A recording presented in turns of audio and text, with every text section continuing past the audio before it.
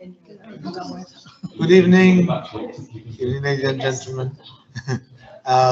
Welcome tonight to this evening's lecture. It falls to me to introduce Dr. Louise Lawson, who's standing here next to me. I've got a short biography, I won't bore you too much, but she's a senior lecturer in our School of Health Sciences here at the University of Gibraltar.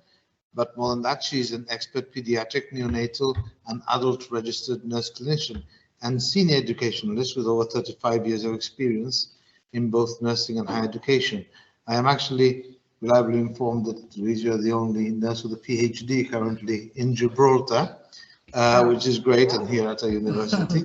But you have worked as a nurse also in the UK, Saudi Arabia, and the United Arab Emirates before moving into higher education. And you specialize in both undergraduate and postgraduate nurse education. And keep on going, you also taught for 10 years in Malaysia and Penang to nurses who were topping up their diploma qualifications. And you've recently achieved your doctorate, which is a tremendous accolade, absolutely. And I think tonight is primarily what you're going to be talking to us about, is about that journey. Yes. So fantastic. So without any further ado, ladies and gentlemen, Dr. Louise Lawson.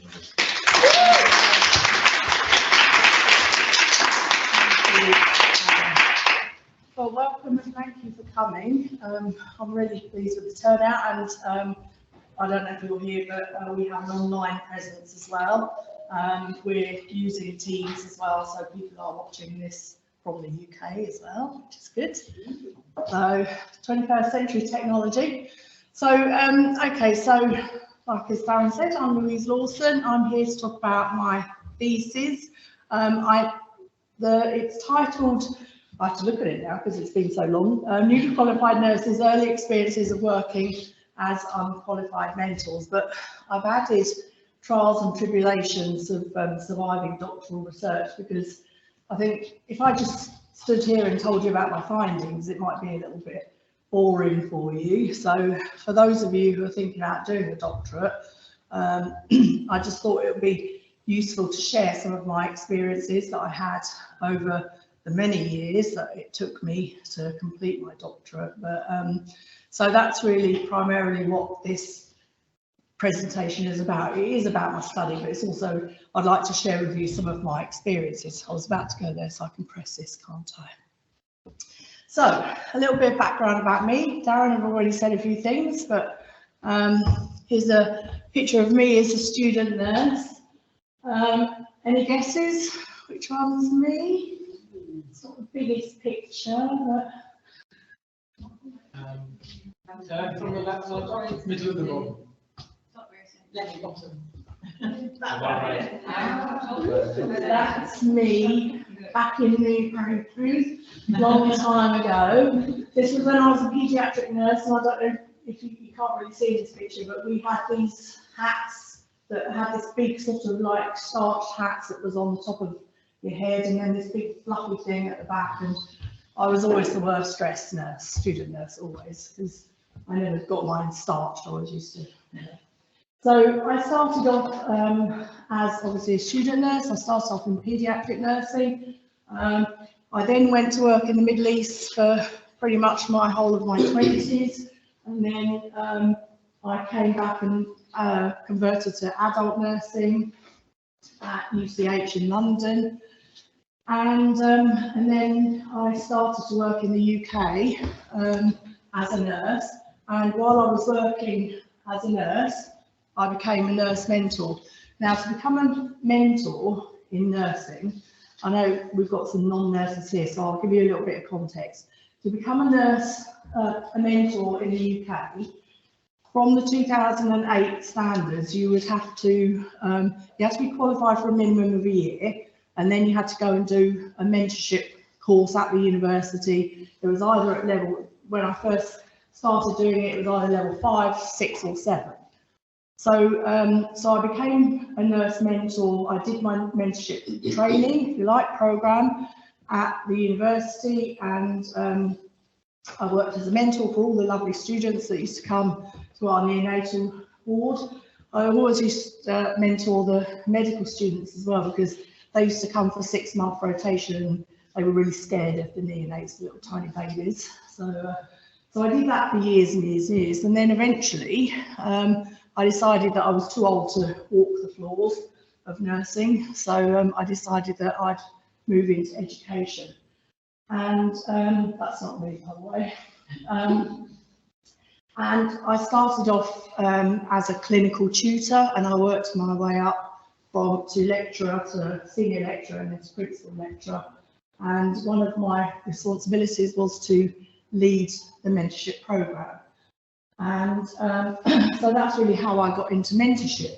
But I didn't really sort of know when this slide really is about when I first started nursing.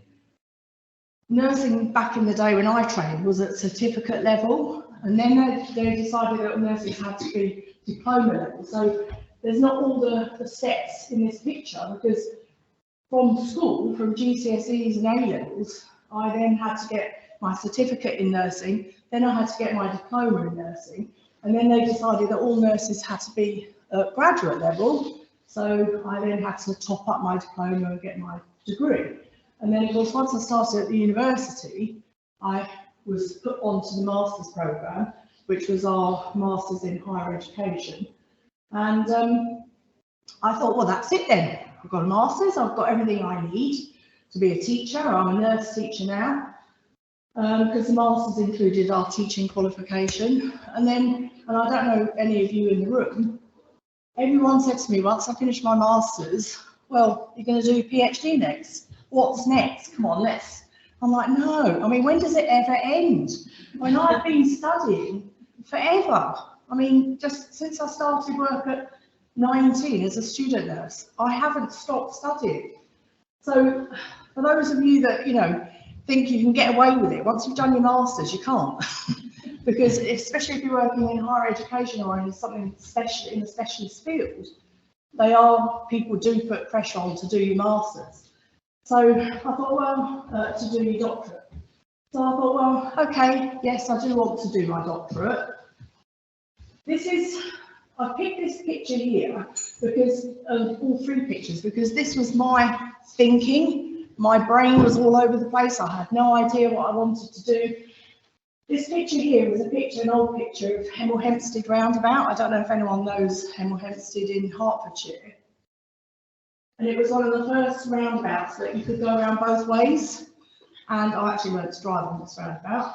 But, so this was my analogy that I used when I had some coaching, and I just thought, I just kept entering a roundabout. I sort of went round it a few times, didn't really know whether this was the right route for me, whether I should do what I should do my doctorate in. So I'd come off that roundabout, go around and come off at another one. And this is just me thinking, oh my God.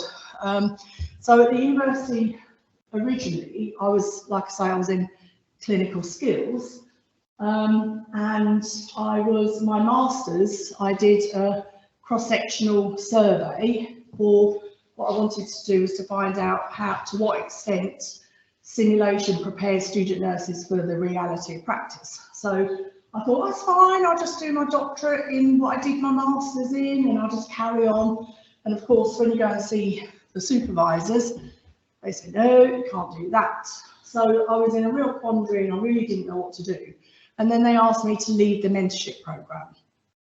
And I suddenly realised that that's what I want to do. I do want to find out more about mentorship. But of course, if you think of the word mentorship in nursing, it's a massive word. It really is a big word. And so what do I want to study? Now, classic sort of doctoral student is that you want to change the world. You know, I want to do this and I want to do that, and then of course your supervisors say, yes, but you need to refine it a little bit. So part of the doctoral program was that we had to do these, well, we were only supposed to do one small scale study, but I actually ended up doing 3. So this is, again, with the university I was at before, you were on the program for a year before you could register onto the program as such. So the first small scale study, I did some focused groups with 3rd year student nurses, because what I wanted to know was what they understood about mentorship once they qualified. And from that, I found out that they totally weren't prepared. They knew about mentorship from a student perspective, but had no idea what was expected of them. And they felt totally unprepared. So the second study, I telephoned other lecturers from 5 other universities, and I wanted to find out from them how they prepare their student nurses for the qualified nurse role and to take on mentorship. So just to rewind a little bit, in 2008, the Nursing and Midwifery Council published standards, and they had this developmental framework, and there were 4 stages in this framework: stage 1, 2, 3, and 4. Stage 1 mentor was a qualified, newly qualified nurse that does not have the mentorship qualification. Stage 2 was a nurse who then went on to do the mentorship course. Stage 3 was a qualified mentor who then went on to university and did a practice teacher award. And then stage 4 was a university lecturer. So they were the 4 stages. So I started to realise that it was this stage 1 that I was interested in, this unqualified mentor, because if you look at all the literature and the research around mentorship, there are thousands of studies, which really threw me in the beginning, because I was like, well, they've all done it, you know, I feel like I've got nothing to do. But not one single person had done any research about the stage 1 mentor, the unqualified mentor. So the third small scale study was, I did this thing called World Cafe. I don't know if you've heard of it. World Cafe is it's a way of collecting data. So there was 50 stage 1 mentors in the room, and what you do is you set the table up like a cafe, and officially you're supposed to have a tablecloth that you write all over it, but we have flip charts like you do. And so I put some questions on these flip charts, and then you have one facilitator, and then the participants sit around the table. They just write down, you know, brainstorm anything that they want to write on the flip chart, and then the facilitator stays there, and then people move around to the next table. And it's a good way of collecting data. So I did these 3 small scale studies, which, you know, really enabled me to develop my conceptual framework. It really helped me with my thinking. It helped me to decide what type of methodology I wanted to do, and how I was going to collect the data. So, and these were some of the concepts that emerged from those 3 small scale studies. And I realised that I wanted to look further into how did newly qualified nurses actually learn? How did they know what to do? I'll put it on the next slide, you'll see. So ultimately, I wanted to find out how newly qualified nurses experience working as unqualified mentors.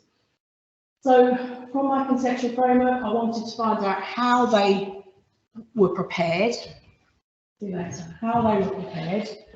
How did they know what to do? So if they felt unprepared, well, there's an expectation that once you're qualified as a nurse, that you will, like I said, the stage 1 mentor, you will take students. That's how it is. Even though you haven't done the course, it's just like to the student or the staff nurse, that can you take student nurse so and so for today, and that student would follow you around. So I thought, well, if they weren't prepared, how did they know what to do? If they've been working with students all this time, how did you know what to do? And then I wanted to know how they transition, because there's a lot of literature about transitioning from a staff nurse from a student to a staff nurse, but there's very little, in fact there's none, there's no research about how student nurses transition from staff nurse into the mentorship role. So I thought I'll find out about that. And then also one of the things that, again, with identity, was that they didn't really know who they were in these small scale studies. So I thought I need to explore that a little bit further. So that then became my research questions and the aim of my study. So this is my methodology. So obviously it was a qualitative study with the interpretivist paradigm. I knew that there was going to be multiple realities. It was subjective. I was not looking to measure anything. I didn't, with positivism, there is only one truth. I didn't want to do that. I wanted to know what people's experiences were. What was it like to be in their world? So the research design, I went to quite a lot of lectures about case study and ethnography and grander theory, and I just knew in my heart that phenomenology was the one that this needed to be, because I needed to explore how people experience something. And Heidegger, phenomenology, Heideggerian phenomenology, Heidegger wrote a book called Being in the World, and Heidegger said it's about what it's like to be in the world, and that's what I wanted to know. What is it like for you being in your world as a stage 1 mentor? So there's two schools of thought with phenomenology. You've got Husserlian phenomenology, and you've got Heideggerian phenomenology. And again, I didn't know this at first. I mean, I was like, I had to read around it, I had to find out as much as I could. Heidegger was, Husserl was a philosopher, and Heidegger was his student. And Husserl believed that people would tell you their story and then you just describe simply their story. But Heidegger, he believed that you have your own interpretations, and he talked about the theory of hermeneutics. I don't know if you've all heard of that. And Heidegger talked about double hermeneutics, and what Heidegger felt was that the participant puts their own interpretations onto their own story, and then you put your interpretations onto their interpretations. So that becomes a double hermeneutic. So I had to read around so much stuff on phenomenology, but I'm a bit of a geek and I find it actually quite interesting. So how did I recruit and select my participants? Well, obviously it was sort of convenient sampling because they were my student mentors at the university. So we used to have 150 students every semester that were on the mentorship course. So, and I used to split them into 3 groups because there were obviously so many students. So I just picked a group that I had, that I wasn't leading, and I sent an email out and with an information sheet and a consent form. And I said, you know, would anyone like to participate in my study, basically? And cut a long story short, I ended up with 12 participants, 12 volunteers who met the criteria. And the criteria essentially was that they were stage 1 mentors, and they'd been qualified, you know, they were newly qualified nurses. That was pretty much it. So so I started off with 12 and I ended up with 8. I'll tell you about those 4, but 2 of them backed out, and then the other 2 I used to practice my interview technique. So I did obviously semi-structured interviews. Like I say, the first 2 participants, I interviewed them. Now obviously with Trials and Tribulations, I'd never really done interviewing before because I did quantitative for my masters. So you have to, when you do semi-structured interviews, you have like an interview guide or an interview schedule. And I wrote my interview schedule the first time, and it was about 5-6 pages long. And of course, when I interviewed the first person, it just came across as a question and answer session, and which is totally not the way to do semi-structured interviews, because the whole point is that you want to hear their stories. It's not about you, it's about them. So the second interview, I cut it down and then I tried again, but again, I felt I was still doing a lot of questioning. I didn't realise about, you know, open questions. And so I really had to, and I went away on a course in central London, and I did a course on it was run by Jonathan Smith, who's the guru of IPA. So I learned a lot about how to interview, and they use the technique from journalism, this ABC technique. I think we've talked about it in some of our sessions. So I really started to learn to interview. So I finally ended up with a sample of 8, which doesn't sound a lot, but in phenomenology, the sample size is usually less than 10. So, and the reason is because the depth of analysis. Transcription was a bit of a nightmare. I had to make a decision, do I do it myself or do I pay somebody to do it? Well, I paid somebody to do the first two, and that person wasn't a nurse, and there was a lot of gaps in it. I don't understand what this person's saying, and so in the end, I just decided to do it myself. And one of the first stages of analysis is immersion and familiarisation with the data, and you can't do it when somebody else does it. So I think even though I spent quite a few bob for the first couple, it was a good saving for me to do it myself. It wasn't just about the money, so I'm glad that I did it. And then there were quite a few challenges with the data collection and the interviews, but that's for another day. And then data analysis, again, because Jonathan Smith facilitated the weekend workshops on interviewing, I started to read around Jonathan Smith's work around IPA, and it's Jonathan Smith et al. And it's basically a form of analysis. It's thematic analysis. Oh. Sorry about that. So Smith, Flowers and Larkin, it was originally 2009, but he updated it, they updated it in 2013. So this essentially was Smith's framework. If you look at any thematic analysis framework, they all are a series of steps. That's what they are. To be honest, they're probably all just reinvented. You know, someone, Braun and Clark, has 5 steps, Khaleesi has 7 steps, Smith has 6 steps, but Lawson, 2000 and whatever, has 4 steps. And I mean, there was nothing wrong with Smith's steps, but I think when you're writing your doctorate, it's important to say that you draw on a framework for analysis, because you need to have that to help you, especially as a novice qualitative analysis person, researcher. I just didn't really know what I was doing, so it really helps to have that. But then as you start becoming better at it, you start realizing that you're doing your own thing. And so I thought, well, do you know what, looks good if I create my own.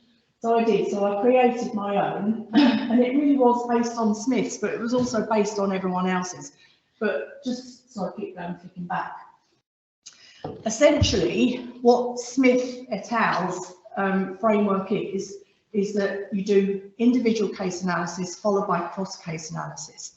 Whereas at Braun and Clark, for example, you just do thematic analysis and that's it, and it's more simplified, a bit lower level. So this gives you a bit more depth. This is what Smith claims, is that this is a really in-depth doctoral level analysis framework. So step 1, so transcription and interrogation of the data. Well, obviously that's the same for all of the steps, and identification of initial emergent things. I'm going to go through this framework with each different slide, so I'm just going to go through it quickly. Step 2 was organisation and grouping of the initial emergent themes. Step 3 was then when you move into cross-case analysis. So I analysed all 8 cases individually, so each case was a case within itself. It had its own analysis and its own set of things. So I could have published just one person as a case. But so you do that, you do one, and then you repeat for all of your 8. Can you see how long it's going to take? Bit of a nightmare, really. And then step 4 is, so you start off with your generation of your cross-case subordinate themes, and then you generate your cross-case superordinate themes. And these are terms from Smith et al.'s framework. The initial emergent themes is my term, and the case-specific term, individual case-specific terms is mine as well. So, everyone all right so far? Good. Everyone all right online? Yes, don't talk, that's fine.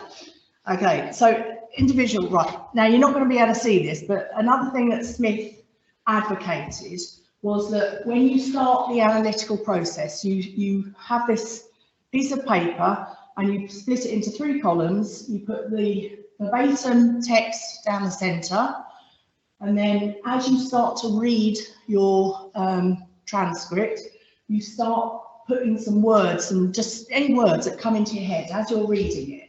And then the column on the right is where you start writing your own notes. So, for example, Emily, just one example, she said, oh my God, I had butterflies in my stomach, and she said, sink or swim. So she used metaphors, which for IPA is like gold dust, because you can really start digging deep, and you would say, well, you mentioned about sink or swim, can you tell me a little bit more about that?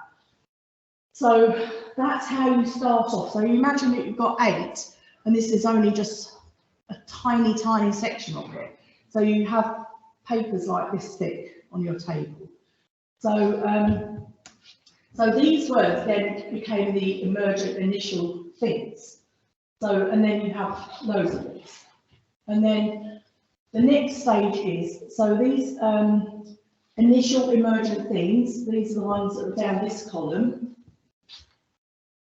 You start grouping, looking for patterns and connections, and you start grouping them all together. And believe me, you know, just for one person, there's a lot. And then you start to come up with some case-specific things.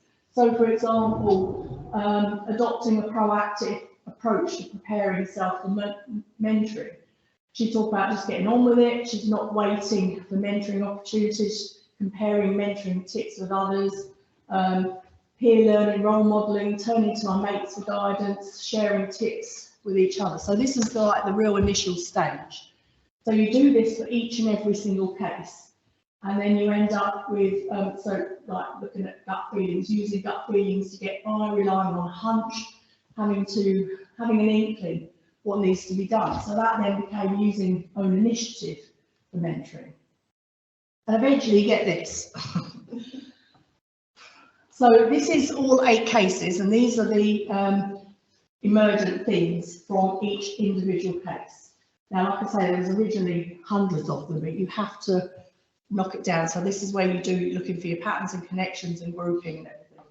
So that's what I've got. So can you imagine if you were doing this for 30? This is why IPA says less than 10.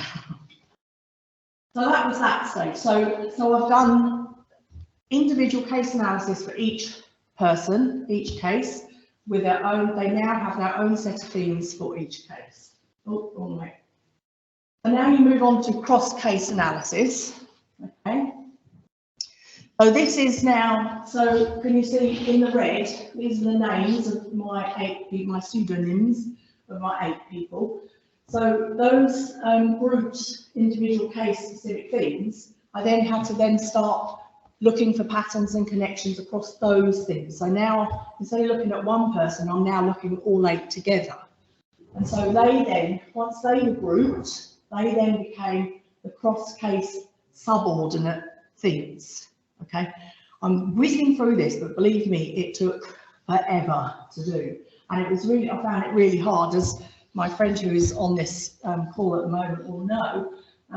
Lots of different, well, lots of tears and tantrums about trying to come up with these themes, because it's harder than you think, because you think, oh yeah, that word there, but then you read some more and you just think, well, actually no, you know, and it's just, you're all over the place. So it's not an easy process, but I still managed it. So the final, so these cross-case subordinate themes were then grouped and became then the final cross-case superordinate themes.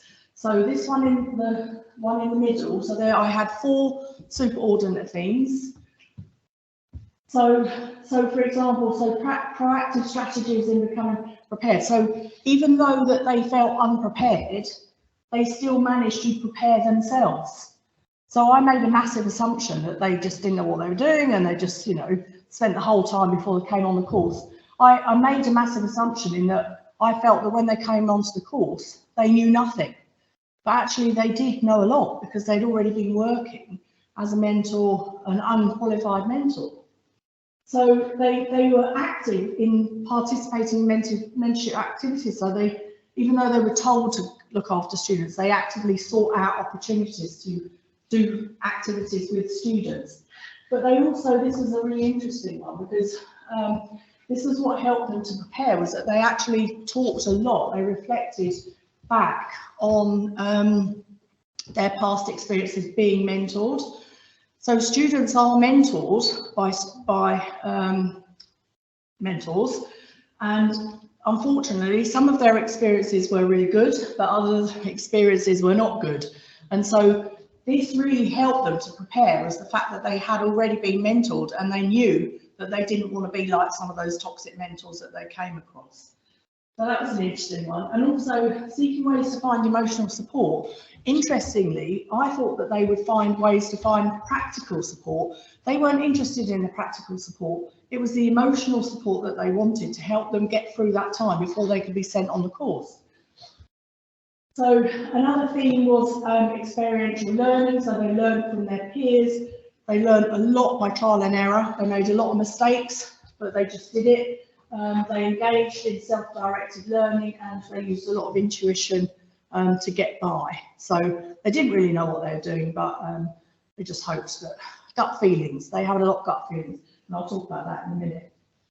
And then the third one was developing resilience for transition. So again, my original question was about how they transitioned from student to staff nurse into the mentorship, unqualified mentorship role. Well, what I found was how resilient they were, and the amount of knockbacks that they had over that period of time, and yet they still managed to carry on with that role and enjoy, in the main, that role. And they talked about transitional shock. I don't know if you've heard of that concept, Dushna. So that was something that when the concept of transitional shock came out back in the sort of 80s, they still talked about it. So they still talked about the fact that they didn't have transitional shock from becoming, well, they did have transitional shock from becoming from student to staff nurse, but then they had the added transitional shock because they had to be, there was an expectation that they'd mentor students as well. So it was like a double whammy. So, and then the other one was about liminality. Have you all heard of the concept liminality? No? So liminality, what they talked about was that they talked about this feeling of in-betweenness, you know, this sort of state of being in no man's land. You know, they were a qualified nurse. There was an expectation that they looked after the students and just got on with it, but they weren't a mentor. So they were sort of like, well, we don't really know who we are. And that sort of led me on to the next one. And if you read more about liminality, by the way, there's 3 phases. You've got the preliminal, the liminal, and the post-liminal phase. And it's really interesting reading if you have a look at it. And then this one about identity was that they felt that they didn't have an identity, because when you become a qualified mentor, you know, on your badge, I am a qualified mentor sort of thing. But they weren't qualified, and yet they were the ones that students came to most of the time. So they didn't feel that they had this professional identity that their colleagues who were qualified mentors had. So, and they talked about belongingness in the mentorship team, or they lacked a feeling of belongingness, but over time, eventually, the longer that they worked with students, the more the mentors trusted them and gave them a bit more responsibility. But they were really felt uncluded, is that a word? No, excluded. Excluded. They really felt excluded by the mentorship team because, you know, they were just a staff nurse, newly qualified, get on with it. But actually, what we found was that, going back to the previous one about the way they learned, was that they learnt more from their peers than the mentors. And they, securing the esteem of others, they wanted to feel valued, and they felt that they didn't feel valued, and so they were constantly seeking that approval from their mentors. You know, did I do okay with that student? It was just, you know, they didn't feel that they really had that, which then, as I say, really contributed to them not feeling that they had that identity. So, this is just an overview then of my 4 steps of analysis. So these are the participants across the top, their initial emergent themes. Next step was their case-specific themes. Then we moved into cross-case analysis, and these then came the themes, and then finally the subordinate themes finally the superordinate things. And you'll notice as well that there's different colours, and there's a reason for that. And if you look on this, so when I was presenting, if you look on my thesis, I had to get it printed in colour, much to the disgust of reprographics, but anyway. So I wanted to show the rigour of my analysis. I made sure that everything, these four had a colour. So anything to do with preparedness was in blue, anything to do with learning was in orange, anything to do with transition was in green, and anything to do with purple was in, anything to do with identity was in purple. So and these are the sort of things that they said, and this is my coding underneath. I felt like taking a hands-on approach to mentorship was the way forward in preparing myself to give feedback, otherwise how else was I supposed to know what to do? In order to survive, I needed to face up to this weird feeling being no man's land. They use this word quite a lot, no man's land. You know, trying to be a staff nurse and trying to be a stage 1 mentor at the same time, I often wondered what camp I was supposed to be in. They didn't really know. We're not in the mentorship camp, but we're just a qualified nurse just trying to get on with our job, but we've also got this added responsibility of looking after students. So, well, that was exhausting enough. That analysis process was, like I say, it was a nightmare, and it took a lot longer than I thought it was going to be. I thought it was going to be easy. If anyone tells you that qualitative research is easy, it's not. When I think back to my master's, where I just did a good old bog standard survey, Survey Monkey, put it into SPSS, all done. That's it. This is really hard. And I did have Envivo, which at the time I paid for, and I didn't use it, to be honest. So that was exhausting, but this was the hard part. This was really the hard part. And again, don't underestimate, you've got 80,000 words when you write your doctorate. 80,000 words is a lot. And I started off by putting it into each chapter into a folder, chapter 1, chapter 2, chapter 3, you know, whatever. And this was just the world's worst time of my life. And one of the slides that I've got later, I'll talk a little bit more about doing this. So I did, when I first put my first draft together, so it was a real big day for me to take my chapters out of my folder and put them into one big document. It was like, yeah, all my birthdays have come at once, because I now have one big document. And I sent it off to my supervisors, yay, that's it now, finished. And I was telling everyone, I finished now, that's it, it's gone. No. They sent it back with about 1 million comments down the side, and it's just back to the drawing board pretty much. You think it's brilliant, you know, because you put your blood and sweat into this doctorate, and I've still got my original copy, which, like I say, my friend who's in the room will know. I had little pictures in it of butterflies where I was talking about transformational learning and things like that. I thought I was being really clever because I put pictures of butterflies. Supervisor was like, take that out, take that. You know, it was a little bit, yeah. So I actually ended up with my 4th draft was the one that went in, the 4th one.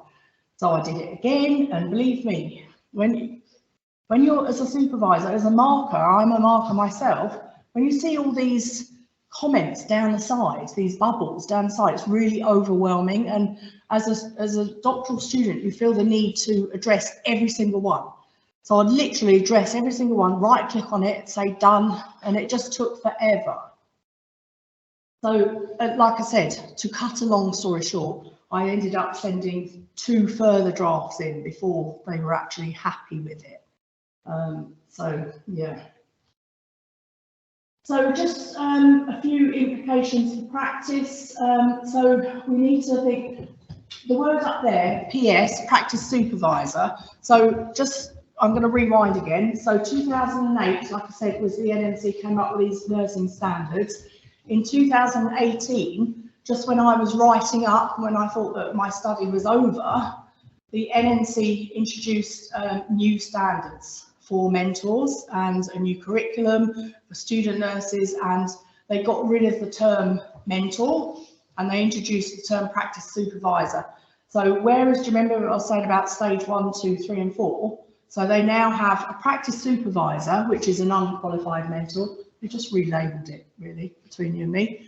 And then you've got a practice educator and then a educator from the university who comes out. So, so the practice supervisor, whereas before the stage 1 mentor was an unqualified nurse, was a nurse who had not done the mentorship course, a practice supervisor can be any healthcare professional, radiographer, physio, nurse, paramedic, doctor, whatever, anyone who has interaction with students. So obviously I completely freaked out when the new standards came because my whole doctorate was written in the term mentor. Can you imagine?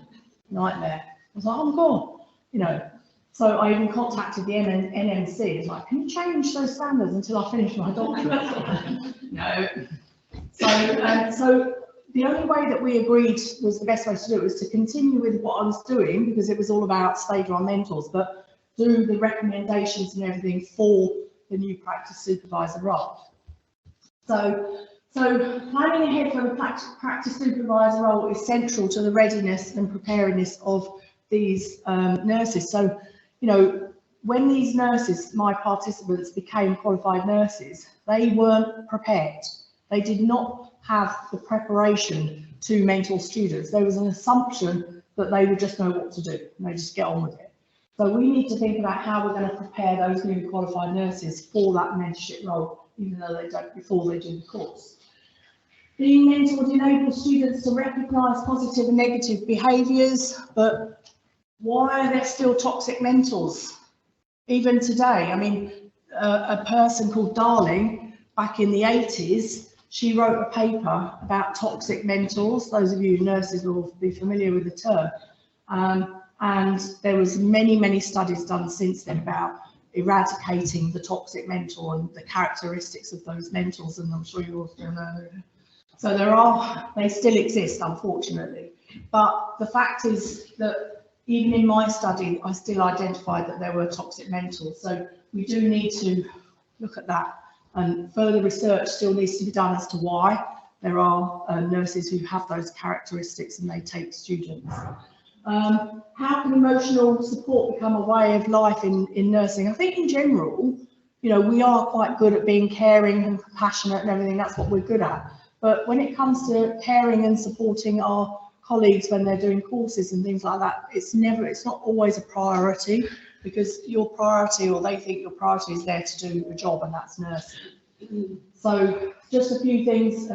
Every time you do research, it always raises new questions. So as far as experiential learning is concerned, obviously this was not a new, this finding was obviously they learn on the job, they learn mentorship on the job. But this, if you look at newly qualified nurses' skills, they learn from their peers, but they avoided the qualified mentors. So they felt that they preferred to sort of, the newly qualified nurses tended to go to other newly qualified nurses rather than going to the actual qualified experienced mentors. But there's a lot of nurses out there who don't have the mentorship course but are old and have been doing it forever but never went on and did the course. And this term here, sitting with Nelly, I don't know if you ever heard of that expression. And this really came out, was that actually sometimes the word sitting with Nelly means that you think you're learning well from all your experienced colleagues, but because they've been doing it forever, this is how we've always done it, that you were actually picking up really bad habits from them. So this is what they said, that they recognised that they were picking up their bad habits and not really, you know, the good behaviours that they should be, because they recognised in the previous slide the good behaviours and the bad behaviours of mentors, but, you know, the shortcuts rather than the sort of, not so much the bad behaviours of, or the characteristics of the people, but the shortcuts of mentoring. So, and also newly qualified nurses, you know, rely on their intuition, what is right, you know, and wrong. And there's a debate around gut feelings in nursing, you know, so more research needs to be done about, there's loads of research about how nurses have this gut feeling and they can't explain it. When they see a patient who's ill in the bed, they don't know and they wouldn't necessarily do any observations, but they just know that that patient is going to go off or whatever. But using gut feelings when it comes to mentorship was based on, because everybody has, there's so many different variables, obviously, but everyone has different upbringings, you know, parental upbringings, how they were mentored in their as a student. All these things enable them to have this gut feeling about knowing what to do. But should we be letting our nurses rely on gut feelings? Well, probably not. But again, more research needs to be done. And the same about trial and error. You know, they made a lot of mistakes as they went on. And again, should we be allowing there's nothing wrong with trial and error. And like I say, there's a debate about learning from trial and error, but there's two sides to every story, as we know. So maybe we need to be looking at the way that they learn in practice. They learn mentorship. And then there's a debate about how students can be taught to cope. I mean, do we teach our nurses coping strategies? Do we actually have sessions about how they cope with the reality of practice? Those student nurses that we have here, you know, it's all very well being a student nurse because you're supernumerary and all that sort of thing, but suddenly you become a different colour uniform, and you know, there's a massive responsibility, and some people just find it really difficult to cope with that additional responsibility, and then we go and tell them to go and mentor students at the same time. So coping strategies, we need to think about how we can develop our future nurses to cope with the reality of practice, and developing resilience as well. How can we make sure that they have those resilient skills? And I've just put a question here. Can resilience be taught, or is it a natural characteristic of someone? Do you think, what do you think? Do you think we have resilience naturally, or can we teach it? It can be taught. You think so? Definitely. How? Encouragement, motivation, dedication. Then you know it's okay to get it wrong, because you learn from your mistakes. Yes, it is. It's okay. So it's an interesting question, but we need to think about how we can incorporate resilience more into their 3-year programme. And is there an expectation that all nurses are resilient? Well, I think if they're not, they will be, because you know, you need to be resilient to be a nurse, as those nurses in the room know. And then this concept of liminality. Again, there's loads of research out there about liminality in other professions, but there's not much out there about liminality in nursing. And this feeling, this liminal space, this phase, the middle phase, is where learning took place, in that liminal phase.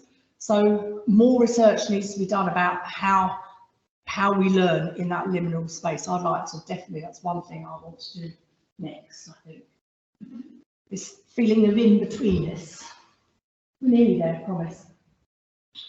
And then the identity, newly qualified nurses working as practice must be recognised. And I think, you know, it's all very well doing the mentorship course, but the newly qualified nurses, the staff nurses, have just as much contribution to student learning as the mentors do. And we need to make sure that they know that and they're appreciated and valued. And how can belongingness be enabled, and also professional socialisation. If you look at the literature on belongingness, you'll read about professional socialisation into nursing and into mentorship. So this is one of my this was the main recommendation. This is my Lawson's pedagogical framework based on Brunner's spiral curriculum. My recommendation, really what this is just saying, is that I think that the pre-registration nursing programme we should be starting to teach them about mentorship from year 1. You can't really see because it's a bit blurred, but this is year 1, year 2, year 3. And so starting off on complexity, so starting at the beginning in year 1, teaching them about basic listening skills, which I know that we do anyway, communication, but coaching skills as well, coaching and mentoring. And then building trust, establishing relationships, role modelling, practice-based learning, giving feedback, instructing, teaching them about learning theories, teaching them about experiential learning, what all that means, but incorporating resilience and belongingness and identity into that pre-registration curriculum. So by the time they hit the floor as a qualified nurse, they're already familiar with all this mentorship stuff. So they're not going to feel unprepared. So they're going to be prepared to take these students.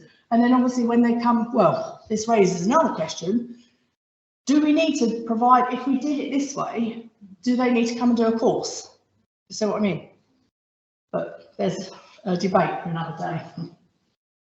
So, the challenges. So, progression interviews. Now, like I say, the university that I had, you had to be on the course for a year before you could register, and they had to, by the time you register, the research team had to be happy that you had a study that was worthy of the doctoral level and all that sort of stuff. And that first year, going back to that slide about the magic roundabout in Hemel Hempstead, I think I spent that whole year sort of going around that roundabout. But eventually, progression interviews involved Viva. You had one at the 1 year, and then you did have another one at 2.5 years, and then another one at 4 years and something, you know. So in a way, even though they were challenging, we had to write a 6,000-word essay for each one, and it was a reflective essay about where we were in our study, you know. So it was hard when you think you're writing, you know, you've got to write 80,000 words, and then you've got to write another 6,000 words on top of that just to please a panel. So I found that a real challenge. Your relationships with your supervisors. Now, I had 2 supervisors to start off with, and they were from the School of Education, and I found that all my supervisions that I had in the beginning, I spent my time trying to explain to them what I meant by my terms, because they weren't nurses. We spoke a completely different language. In nursing, we speak our own language, and they didn't really understand. And the concept of mentoring in teaching is very different to the concept of mentorship in nursing. So I found this quite frustrating. And so eventually I asked for a 3rd supervisor who was a nurse, and then Professor joined our team, and it made life a lot better. So she was able to come to our supervisions, and so I had someone that got my back. Do you know what I mean? So the relationship, I was lucky. I had a fairly good relationship with my supervisors. I'm saying this with a little smirk on my face. They were good, but sometimes, like I say, they didn't really understand my world, which I did find frustrating. So make sure that you have a supervisor that really understands your world, because otherwise you spend a lot of time trying to explain to them what things are about. Managing feedback. Now, this is just a sort of a picture of, this is what I was saying about all these bubbles at the side.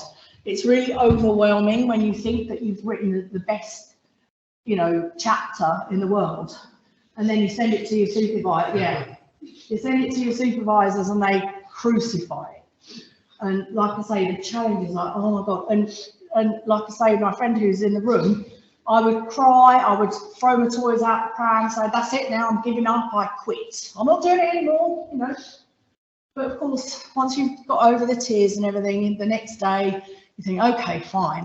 And then you literally click on that first one and you just work your way through. And talk about resilience in nursing, resilience as a doctoral student. Oh my God, it was hard.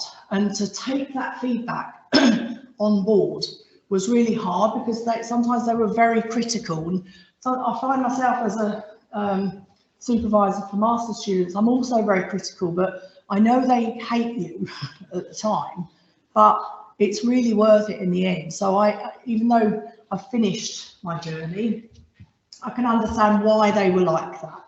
You know what I mean? Now I'm at the end of it.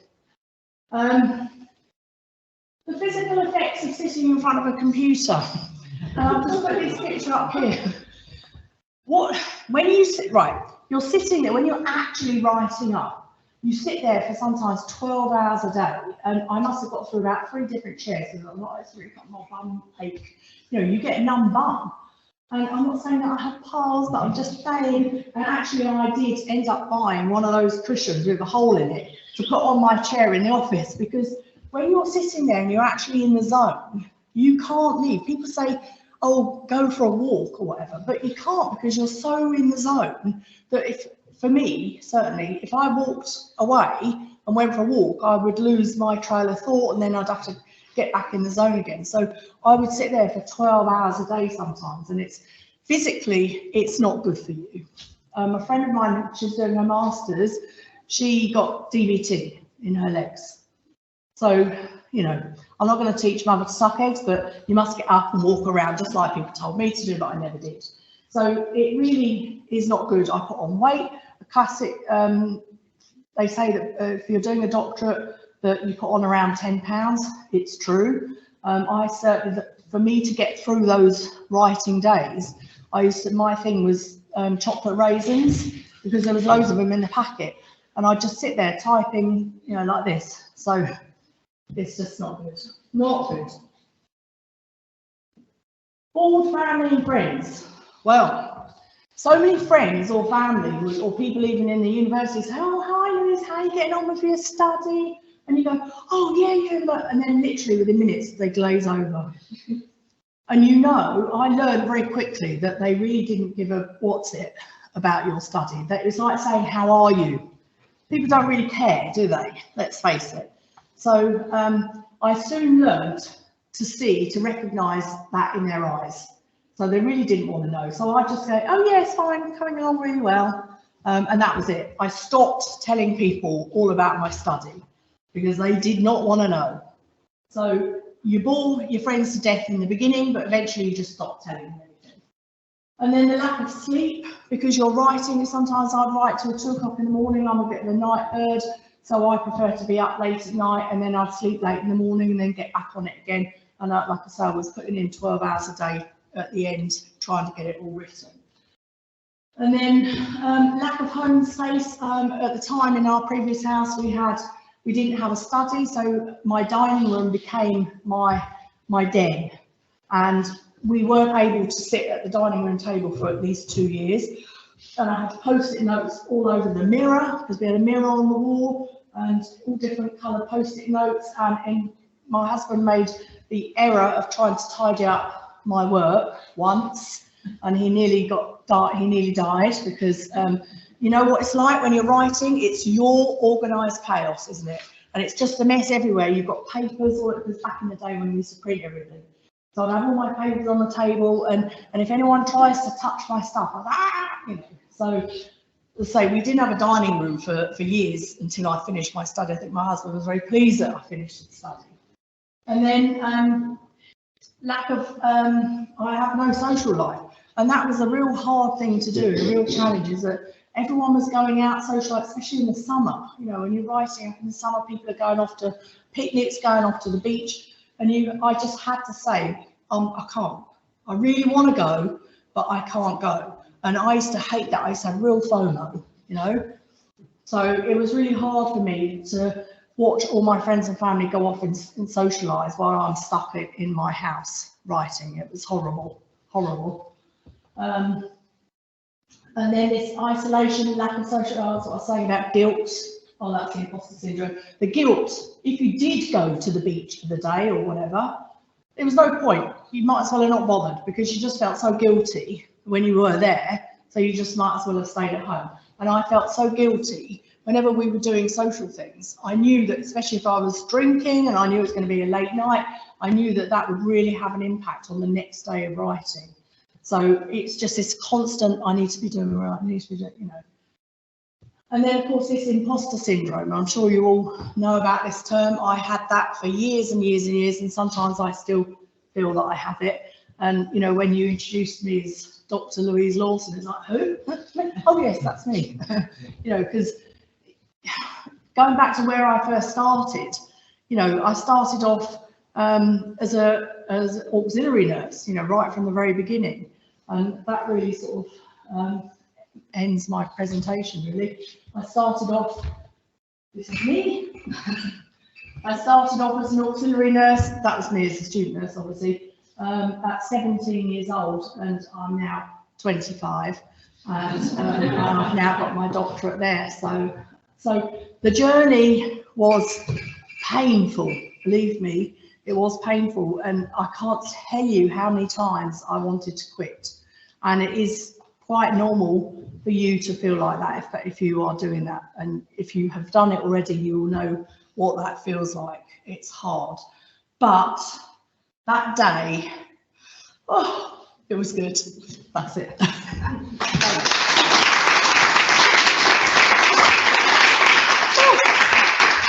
I have no idea what time is. I've got many questions to ask. Oh God, right. Okay. First of all, wonderful presentation. Thank you. It took me back to a time I'd rather forget. Yes. But it was really wonderful, and I have to say that the study that you performed is highly transferable. Hello, darling. How are you doing? Oh, hello. Hang on a minute. Yeah, sorry. It's Carry on. highly transferable. I mean, I'm a research scientist. I'm ringing The back. whole mentor-mentee paradigm is just taken for granted. It So is. you become a mentor before you're equipped, but there's no sort of training. You're not Yeah. taught how to be a mentor. You've got awful mentors, you've got good mentors. I hope I fall into the latter. Of course. But, I've been mentoring students since I was a PhD student myself. Mm. And, it's one of those things that I've noticed through my time, going from PhD student to postdoctoral fellow to faculty, that, a lot of the mentors, they just sort of regurgitate what they will mentor. Yes. That's how they learn, or they deviate completely. So I myself deviated completely. And did you recognise the sitting with Nelly term then?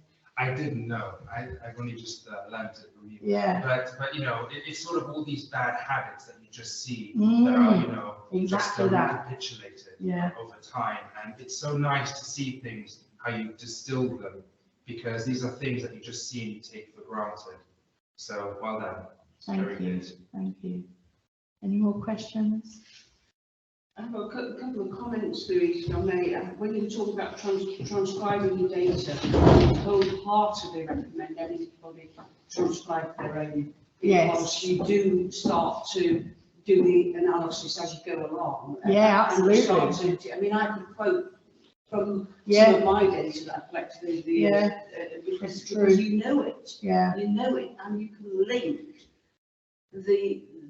the words, the narrative, Mm. with what was actually Yeah. occurring in the interview. I think it's very concerning that unqualified people are actually, put into these roles. Where I used to work, we had organised a system to train PhD supervisors to mentor, because that was certainly a gap in the learning. Mm. And I think for your supervisors to put that amount of comment in a chapter, they shouldn't have let you submit all of that. It should have been broken down into sections, which shows there was a gap. In who supervised you, that those people were allowed to supervise you didn't know. I think it's a serious concern with PhD supervision. Yeah. Some work I do elsewhere, I have to say, how am I qualified to supervise this student with the topic before you can even start? Exactly. PhD education, it has gaps, as indeed your nursing mentorship, certainly.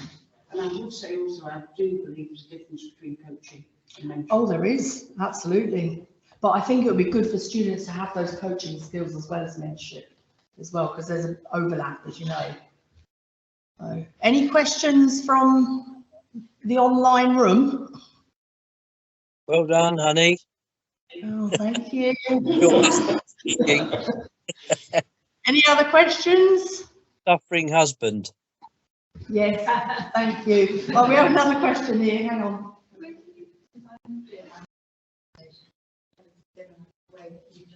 When you were doing the transcribe, did you start to make notes as you went transcribing? I had one of the old-fashioned pedals, one of those ones that you put the headphones on and you'd have a pedal and you could type. As they were speaking, you would type.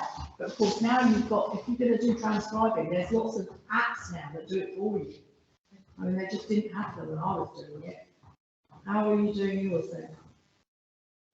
Many 6 months and I've done nothing.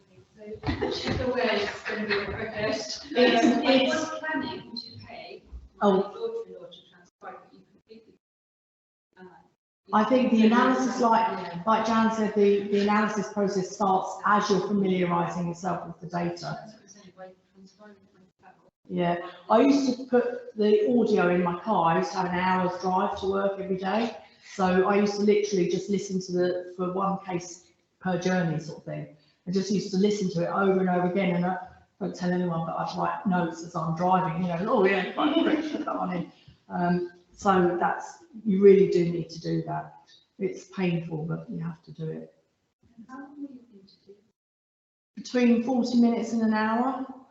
Some of them were, like I said, it was a bit of a challenge for some of them because they were nurses and I had to go to them, you know, so one particular nurse wanted me to interview her in the canteen. Of course, I had my iPad at the time, audio, and of course, I found it really difficult to transcribe because I couldn't really hear what was going on, and it wasn't an ideal environment to do an interview, really, where there's people saying, 2 coffees, please, love, and, you know, so, yeah, try and find a quiet room and go off somewhere and do your interviews. But some of nurses do like to talk, and it's quite difficult to try and bring them back because they just start going off on a bit of a tangent. And that's why, you know, I was saying about my interview schedule was like 10 pages long in the beginning, and I literally whittled it down to 1 page. So because obviously you're there for a reason, is to answer your research questions.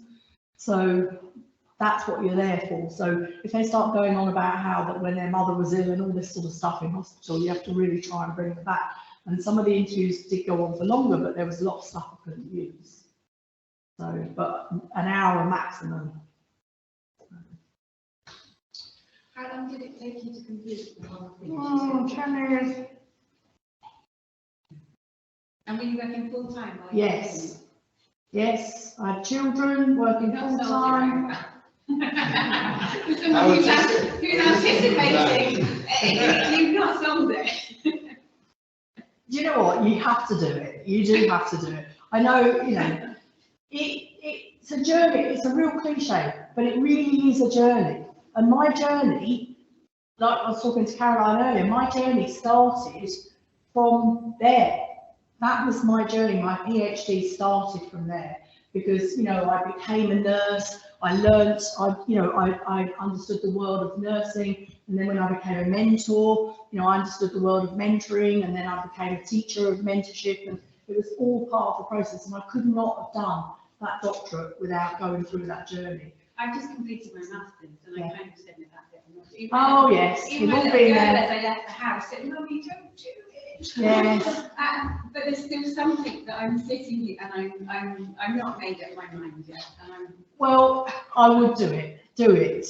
I mean, I was, like I say, 20 when I started my PhD and finished it at 30 last week.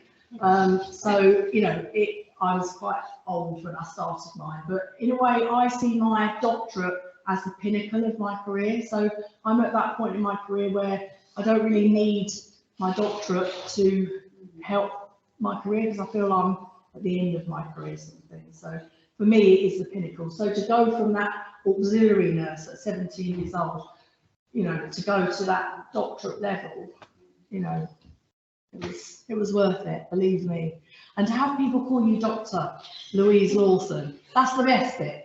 Can I put the table, please, to Dr Lawson? You know. She's saying to Christmas cards, Dr Lawson. Yeah. It is quite nice, really. I'm sure that you get over it eventually, but I still put it's a bit of a novelty for me still. So I know it's good.